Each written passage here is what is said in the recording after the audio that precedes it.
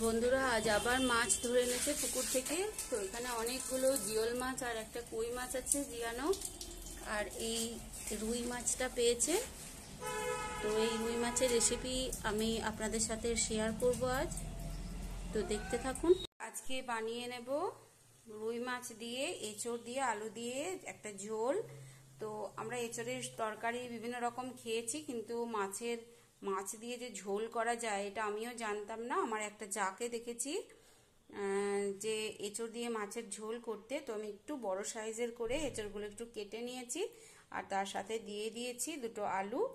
তো আমি এরকম বড় বড় সাইজের আলু আর এঁচড়টা একটু বড় বড় করে কেটেছি। তো আমি একটা সিটি দিয়ে নিচ্ছি। বন্ধুরা নুন হলুদ মাখিয়ে মাছ ভাজতে শুরু করে দিয়েছি। তো ভাজা হয়ে গেলে আমি বসিয়ে দেবো ঝোলটা। দেখতে থাকুন। ভালো করে একটু লাল করে ভেজে নিতে হবে, এখনো দাগ টুকটা ধরেনি।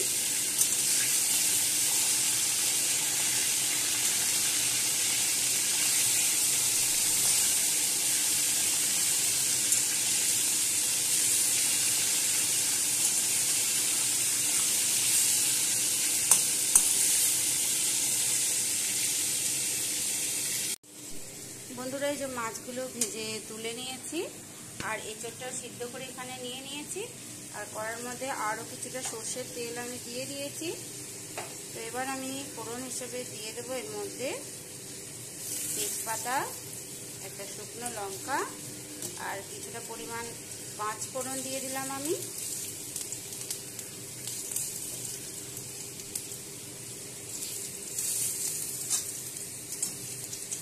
তো ফোড়ন ভাজা হয়ে গেছে, এবার আমি দিয়ে দেবো একটা পেঁয়াজ কুচানো মিডিয়াম সাইজে।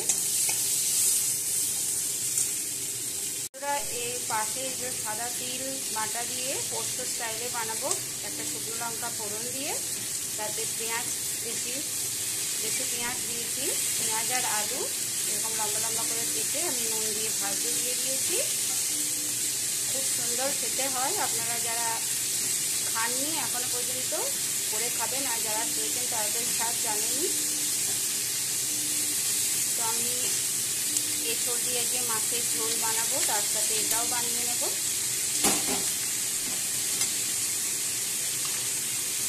দিয়ে দেবো একটা চাপা ঢাকা। এদিকে পেঁয়াজটা ভাজা হয়ে গেছে।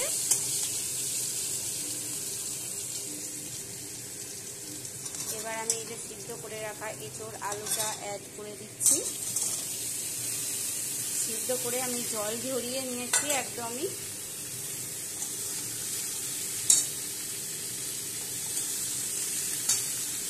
এর সাথে যেহেতু নুন দেওয়া আছে, আর কিছুটা নুন হলুদ আমি মিশিয়ে দিলাম।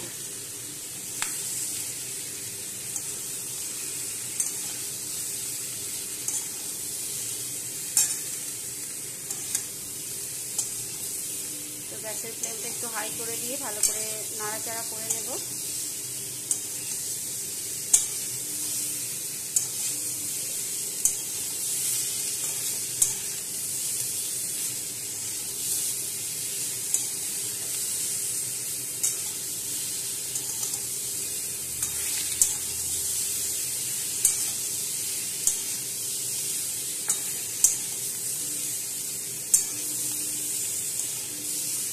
যেহেতু মাছ দিচ্ছি তাই আমি রসুন ব্যবহার করব না এতে।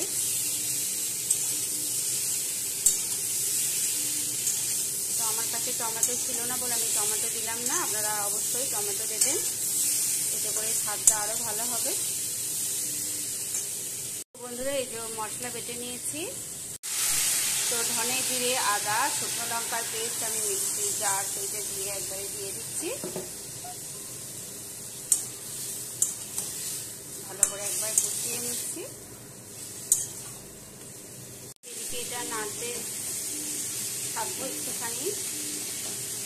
তো অনেকক্ষণ দিয়েছি চাপা ঢাকা। তো একবার মাঝে নাড়িয়ে না দিলে একদিক সিদ্ধ হবে আর অন্য দিকটা হয়তো সিদ্ধ হবে না ভালো। একবার নাড়াচাড়া করে দিলাম, আর কিচ্ছু নয়। এবার শুধু তেজপাতাটা দিয়ে দিলেই হবে। আবার একবার চাপা ঢাকা দিয়ে দিচ্ছি। বন্ধুরা এই যে এঁচড়টা ভালো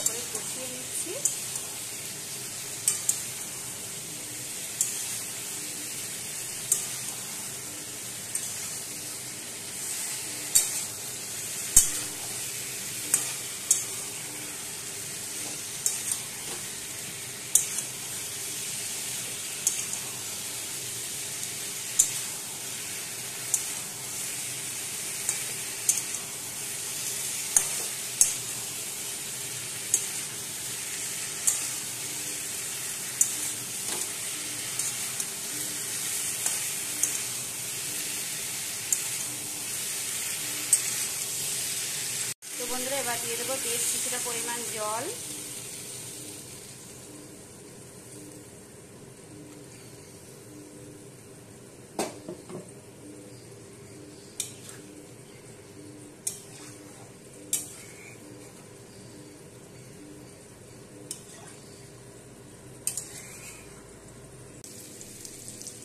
তো বন্ধুরা এবার আমি এই যে তিল বাটাটা মিশিয়ে দিচ্ছি।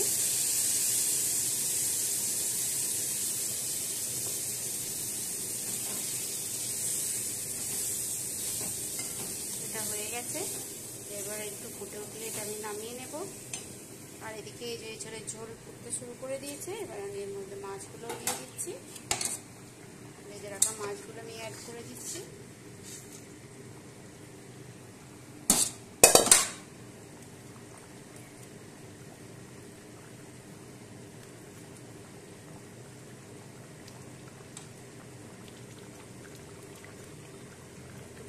ডুবিয়ে দিতে হবে,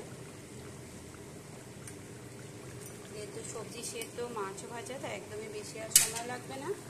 আর দিয়ে দেবো ওপর থেকে যে চেরা কাঁচা লঙ্কা,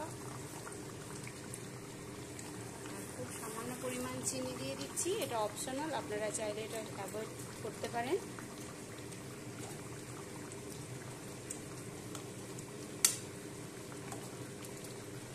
তো আপনারা কেউ এভাবে এঁচড়ের ঝোল খেয়েছেন কিনা আমাকে কমেন্ট করে জানাবেন। আর যদি না খেয়ে থাকেন অবশ্যই বানিয়ে খাওয়ার অনুরোধ রইল। তবে আজ এই পর্যন্ত, আবার দেখা হচ্ছে পরের ভিডিওতে। সবাই খুব ভালো থাকবেন, সুস্থ থাকবেন, ধন্যবাদ। তো বন্ধুরা এই যে বানিয়ে নিয়েছি, তো অন্য পাত্রে আমি নামিয়ে নিয়েছি এঁচড়ের ঝোল। তো কেমন হয়েছে অবশ্যই কমেন্ট করে বলবেন। আর এই যে তিল, সাদা তিল দিয়ে যে আলু আর তিলের ভাজা, পেঁয়াজ আলু তিল ভাজা যেটা আমি বানিয়েছিলাম সেটাও হয়ে গেছে। তো আমি এখানে নামিয়ে নিয়েছি।